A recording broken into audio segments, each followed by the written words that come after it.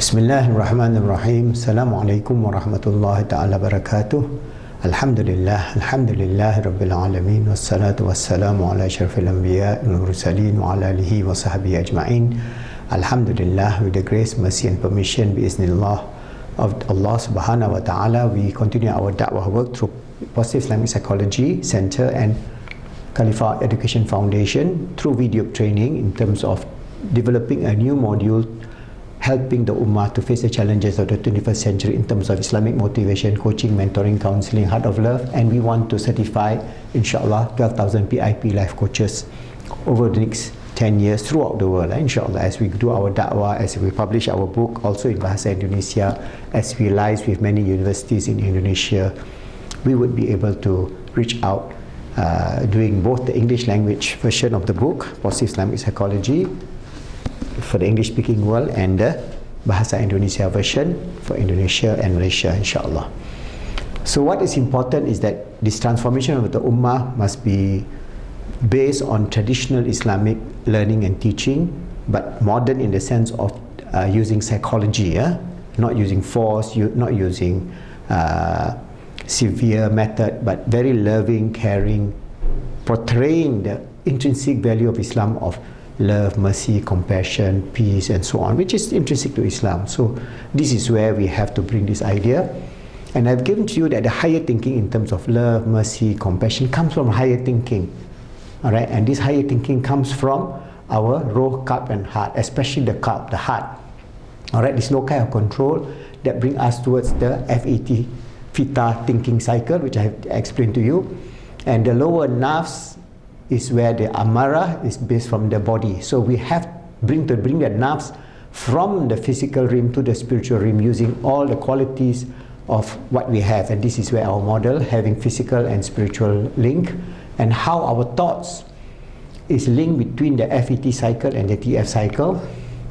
And this FET cycle brings up from Ilmul Yaqin, Ainul Yaqin, Haqqul Yaqin, and the level of Nafsul Lawamah, Mutmainnah, Nafsul Radiyah, Mardiyah, Kamaliyah, and the TF cycle just based on secular atheistic materialism, based on passion and based on consumption and so on.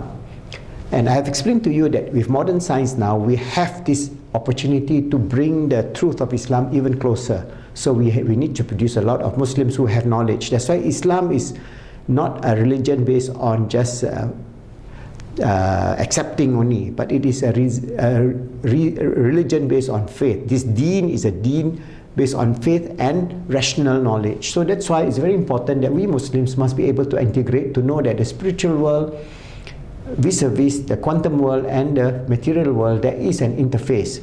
And how this interface works, this is where all the studies are being done, in, for example, in nature of consciousness. And there are studies, for example, is this universe conscious? What is the Islamic position on the consciousness of the universe? Because there are ayat in the Quran about talking about the mountains having fear. So how does the mountain has fear? Or ayat in the Quran of the communication of Nabi Sulaiman, Prophet Sulaiman with the creatures. How is this interacted?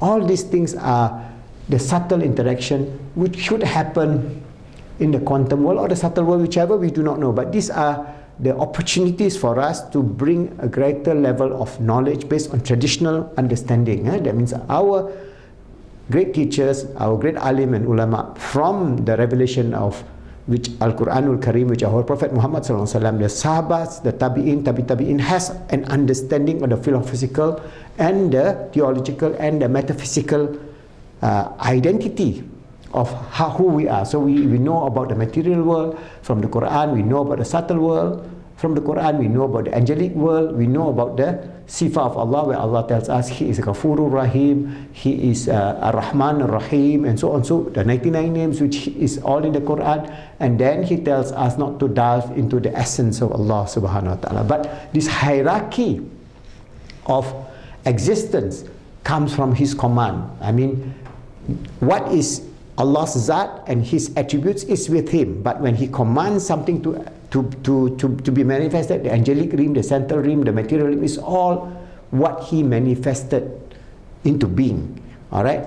So all of it is within His capabilities. That means we don't say He is in or out, because within the perspective, Allah is beyond space, beyond time.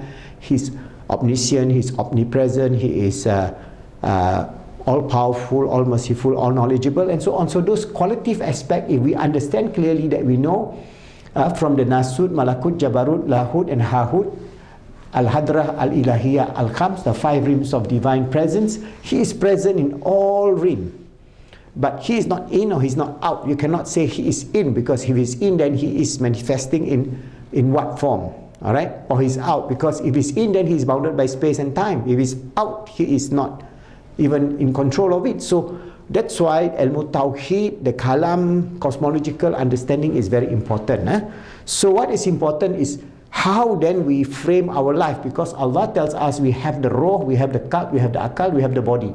So if the atheists say we only have the body, they are living in the terrestrial realm, the realm of the materialism, physicalism, which I have given you a lot of knowledge to rebut them.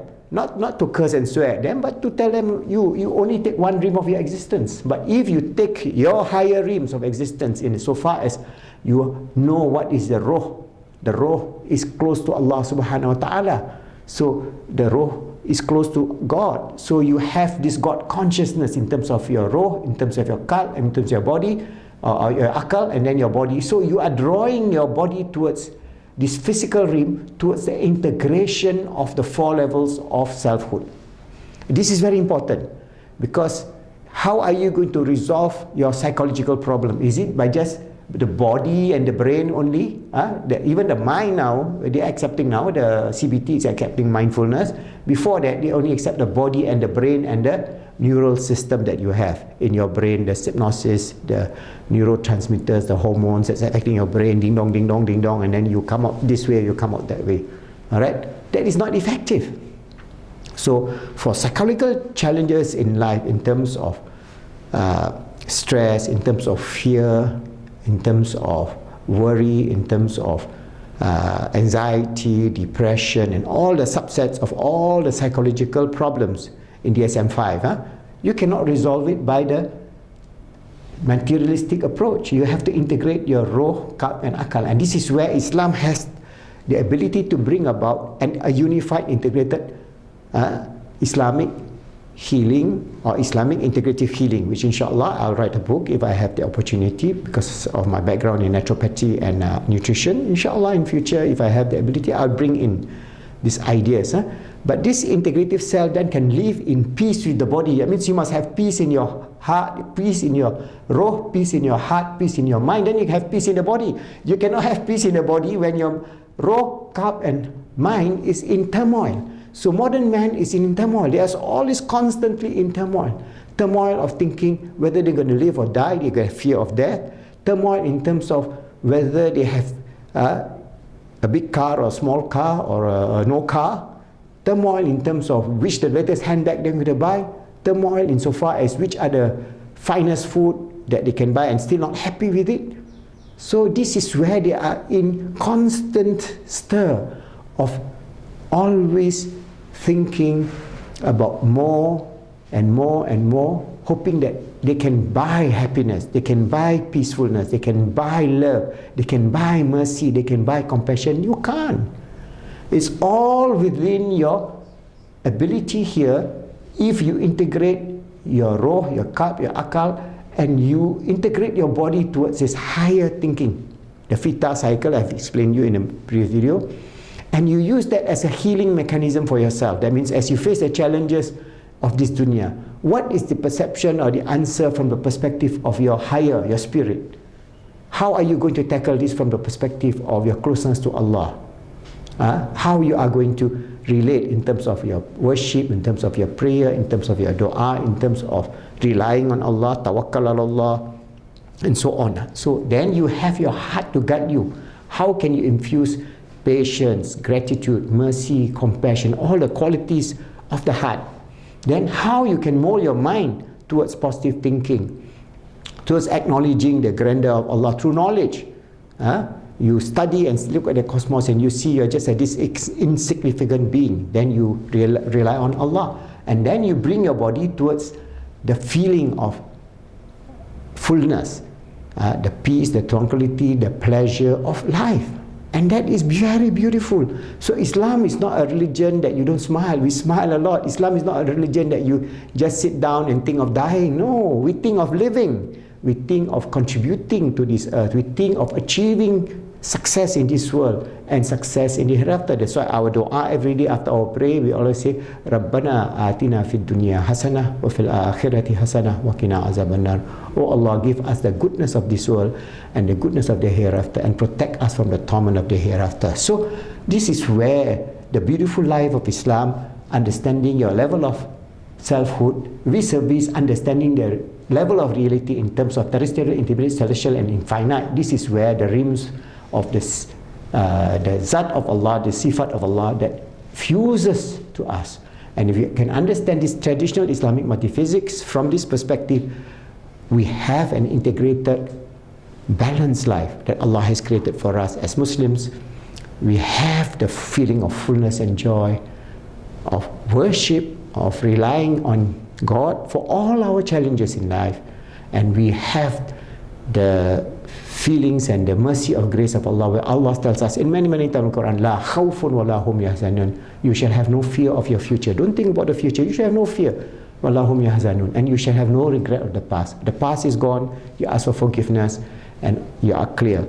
The future is going to come, but when you channel your life towards the 4 levels of selfhood and understand the nature of the grandeur of Allah and His mercy, His compassion, His love, then you have a fullness of Iman, Islam and Ihsan, and from then we can have the joy of life and the joy of success in this world and the hereafter, from various aspects, from psychology, from healing, from life, from all the things that we are going to face. So inshallah, there will be a separate issue, but these 5 charts I've given you is some idea of how the wonderfulness of the truth of Islam is something that you can study, all right, and use it. And we have our book, Positive Islamic Psychology, to guide you. And if you are interested, be our life coach, subscribe to our channel, tell your friends about this, and slowly we will bring in, because even though we have small numbers now, I'm in the stage of preparing the YouTube material.